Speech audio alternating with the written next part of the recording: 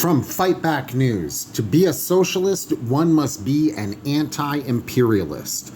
Everyone who wants socialism should celebrate every blow struck against the imperialist, monopoly capitalist class.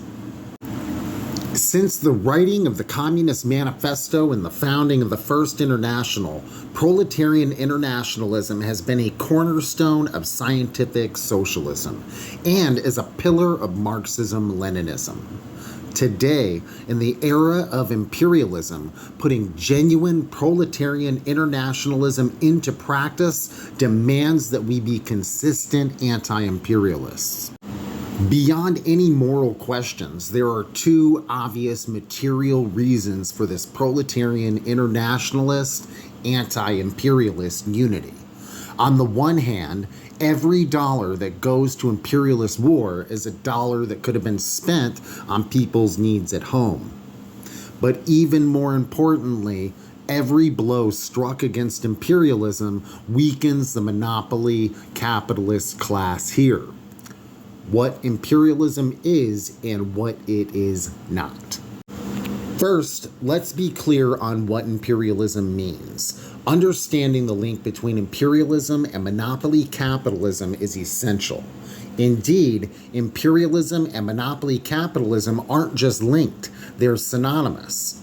Failing to understand this, some people think any kind of big country is an empire and that any empire is imperialist, from ancient Rome to socialist China. But this is an idealist and metaphysical view.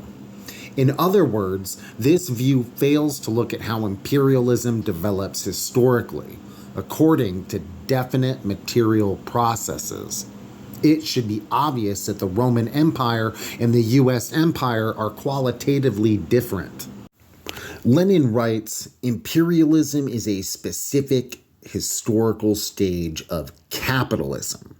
Its specific character is threefold. Imperialism is monopoly capitalism, parasitic or decaying capitalism, moribund capitalism. The supplanting of free competition by monopoly is the fundamental economic feature, the quintessence of imperialism. And sadly, for time constraints, I am skipping through huge chunks of this article. Please do go on and read it in its entirety for yourself. The rise of imperialism in the United States led to the colonization of foreign territories and contributed to the development of oppressed nations within the borders of the U.S., such as the Chicano Nation in the Southwest, the African American Nation in the Black Belt South, and the Hawaiian Nation. Dialectically, the era of imperialism has led to the development of four fundamental contradictions operating on a world scale. The contradiction between labor and capital. The contradictions between the imperialists among themselves. The contradiction between the imperialists and the movements for national liberation. And following the Bolshevik Revolution in 1917, the contradiction between the imperialist and socialist systems. It is important to note that some people choose to ignore the historical connection between the development of monopoly capitalism and imperialism. They argue that countries like China are imperialist because they engage in foreign trade. Looking at the difference between the foreign policy of China and the imperialist countries will help us understand what imperialism is in practice and what it isn't. Basically, what these people fail to understand is that imperialism is fundamentally exploitative, extractive, and violent. Imperialism relies upon predatory loans, structural adjustment programs, unequal trade agreements, privatization and liberalization to ensure that it can extract as much profit from its colonies and neo-colonies as possible. Capital is exported to the underdeveloped countries in order to exploit cheap labor.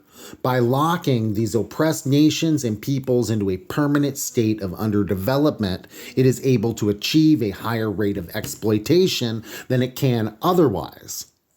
This super exploitation allows the imperialist powers to prop themselves up with these super profits, using them as a kind of life support to prolong the existence of capitalism far beyond its natural lifespan.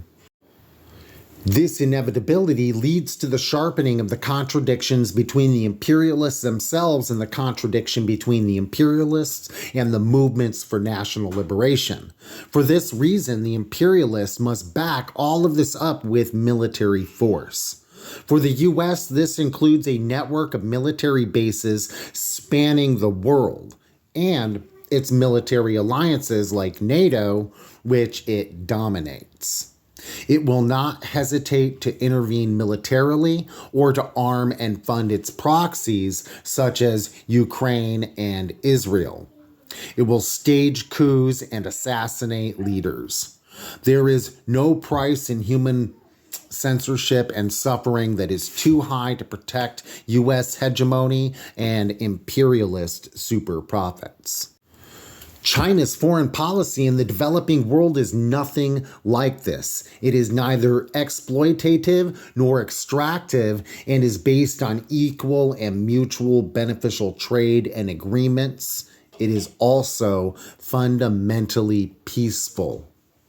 The countries that benefit from trade and development from China are not locked into underdevelopment by China, nor are they targeted for Chinese military intervention or coups.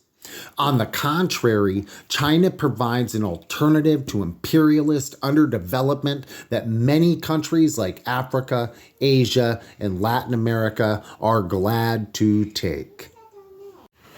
The article ends, U.S. imperialism is in a state of prolonged and inevitable decline. Since the historic defeat of U.S. imperialism in Vietnam, the United States has grown more and more desperate.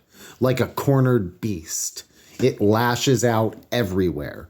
For all its snarling, biting, and clawing, it accomplishes little at great cost. In place of dominance and the imperialist system established at the end of World War II is slipping away. The labor movement is seeing an upsurge, the national liberation struggles are advancing, and the socialist countries are gaining strength. U.S. imperialism fights on many fronts. In each defeat it faces is a victory for the working class here and around the world. Everyone who wants socialism should celebrate every blow struck against the imperialist monopoly capitalist class.